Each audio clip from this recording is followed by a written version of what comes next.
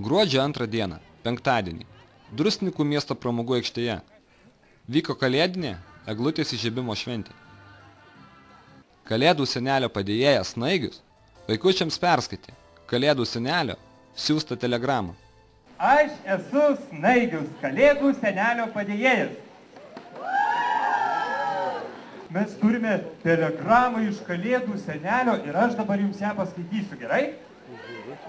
Tėčių gaunu labai daug laiškų ir kasmet jų, žinokite, vis daugėja. Todėl šiemet aš siunčiu jums naują, dar didesnę kalėdinio pašto dėžę, kurie tilps dar daugiau laiškų ir tada jau nebijosiu, kad kurio nors mielo vaikučio laiškelis pasimes. Visus pasveikino miesto meras Ričardas Malinauskas ir jo pavaduotoja Kristina Miškinienė. Žinau, kad pas mus čia yra du labai geri Kalėdų senelio draugai ir aš norėčiau, kad jie padėtų man paskelbti šią gražią naujos Kalėdų pašto dėžės atidarymo ceremoniją. Labą vakarą mažieji, labą vakarą didieji. Be abejo, labai malonu būti senelio draugu. Aš manau, kad jūs būtent dėl jo ir visi susirinkote. Geros nuotaikos ir be abejo, to prieššventinio laikotarpio susikaupimo visiems, geranoriškumo visiems ir gerų, smagių, linksmų, artėjančių švenčių.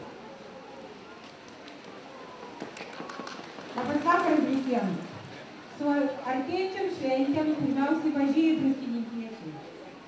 Visų svajonių išsipildymo jums, jūsų tėveliams, jūsų seneliams, visiems į mūsų kurortą atvykusiems svečiams.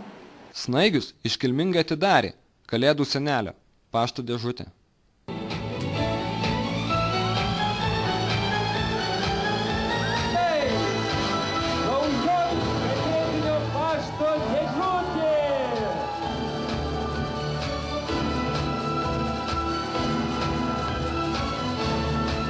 Susirinkusiems miestiečiams ir miesto svečiams buvo paruoštas teatralizuotas šventinis pasirodymas.